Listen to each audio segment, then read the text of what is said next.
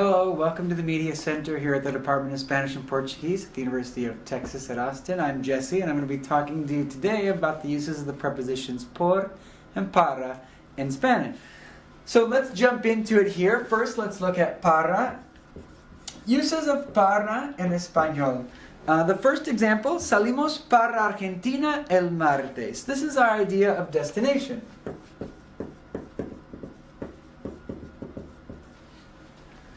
It tells where you're going. Salimos para Argentina. This is also the preposition in English like toward or in the direction of. And I've given those to you in parentheses on the side. You can refer back and forth. The next example, salí temprano para ver a mi amiga. I left early in order to see my friend. So this is our idea of purpose or objective. Why did you leave early? In order to do this other thing. So if I'm the one in this case who left early, salí temprano, and I'm the one who also is going to see my friend, we notice that para is often used then with the infinitive of the verb. Salí para ver a mi amiga. The next one, el regalo es para mi amiga. So she's the person who's going to receive that. Para mi amiga, we call her the recipient. Also, you can use para to express an opinion. For example, para mí, los estudiantes son responsables.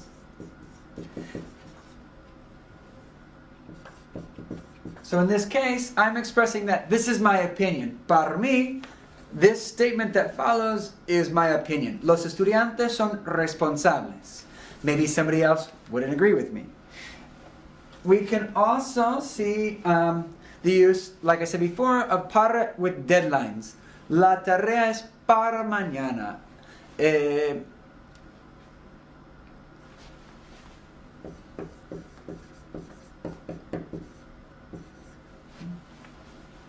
So by what time do you need to finish something, or for when is it due?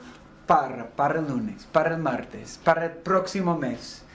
And then finally we can talk about employment. Who do you work for? This would be expressed, this type of for would be expressed with para as well. Trabajo para McDonald's, por ejemplo, or trabajo para la Universidad de Texas. Hace 2 años, here's your example, que trabajo para esta empresa.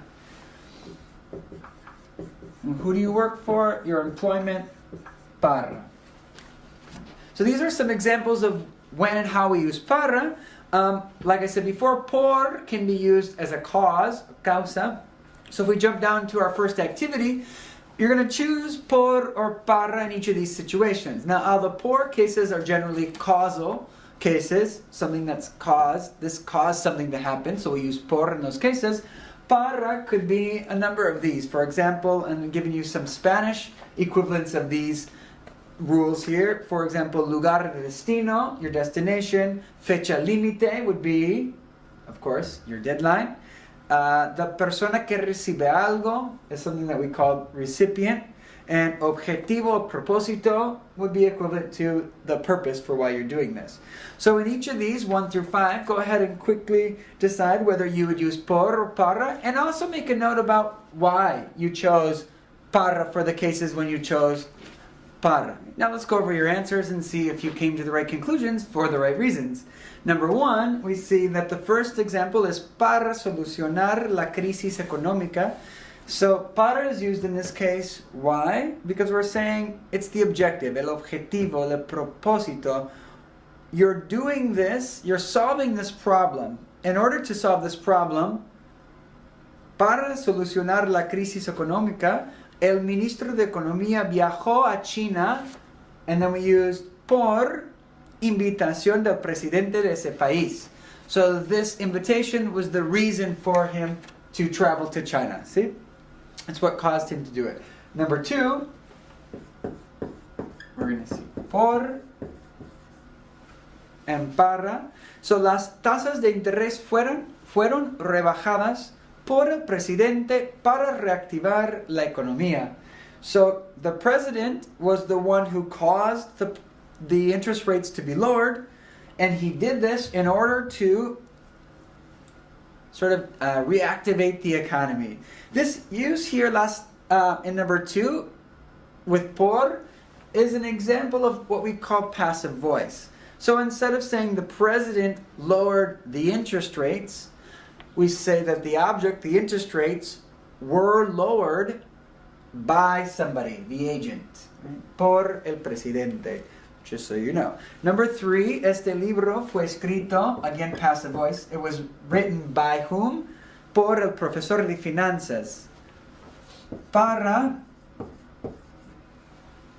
los estudiantes de ciencias. So these are the people that are going to be the ones receiving the book. So therefore we use para. 4,